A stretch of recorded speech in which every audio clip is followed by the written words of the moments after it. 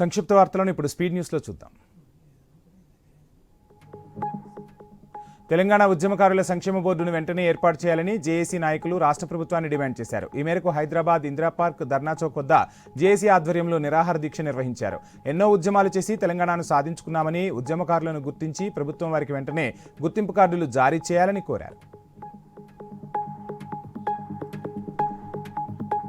హైదరాబాద్లోని కొండాపూర్ ఫ్లైఓవర్ త్వరలో ప్రారంభం కానుంది. సీఎం రేవంత్ రెడ్డి జూన్ మొదటి వారంలో ఈ ఫ్లైఓవర్ను ప్రారంభించనున్నారు. ఇది అందుబాటులోకి వస్తే గచ్చిబౌలి జంక్షన్ వద్ద ట్రాఫిక్ రద్దీ గణనీయంగా తగ్గి ప్రయాణ సమయం ఆదా అవుతుంది. ముఖ్యంగా ఐటీ కారిడార్లు ప్రయాణించే వారికి ఎంతో ప్రయోజనం కలుగుతుంది. కర్నూలు గుంటూరు నేషనల్ హైవే నాణ్యతపై సీబీఐ ఎంక్వైరీ చేయించాలని నందికొట్కూరు మాజీ ఎమ్మెల్యే వెంకటస్వామి డిమాండ్ చేశారు. కర్నూలు నుంచి గుంటూరు వైపు వెళ్లే నేషనల్ హైవే పనుల్లో భాగంగా పాములపాడు వద్ద నిర్మిస్తున్న బ్రిడ్జిని ఆయన పరిశీలించారు. నిర్మిస్తున్న రోడ్డులో నాణ్యతా లోపం స్పష్టంగా ఉందన్నారు. తుంగభద్ర జలాశయం ఎగువ ప్రాంతాల్లో వర్షాలు తగ్గుముఖం పట్టాయి. తుంగభద్ర డ్యాంకు ఇన్ఫ్లో 2530 క్యూసెక్కులుండగా అవుట్ఫ్లో కేవలం 163 క్యూసెక్కులుగా ఉంది. జలాశయ పూర్తిస్థాయి నీటి మట్టం 1633 అడుగులకు గాను ప్రస్తుత నీటి మట్టం 1590 అడుగులకు చేరుకుంది.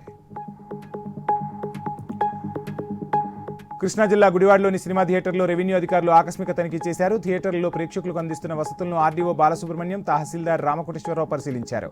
థియేటర్లలో ధరల పట్టికలు లేకపోవడంతో అధికారులు అసహనం వ్యక్తం చేశారు.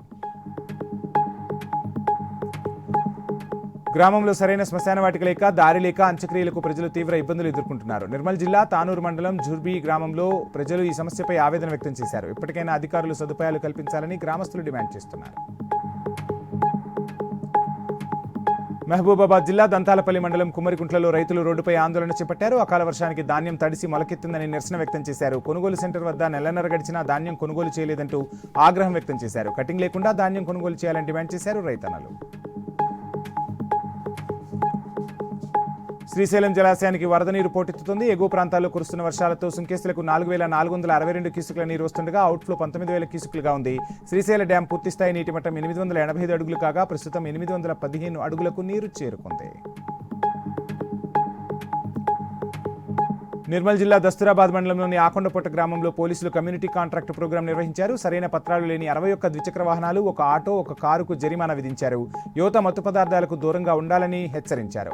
అక్రమాలకు పాల్పడిన వారిపై కఠిన చర్యలు తీసుకుంటామని తెలిపారు పోలీసులు.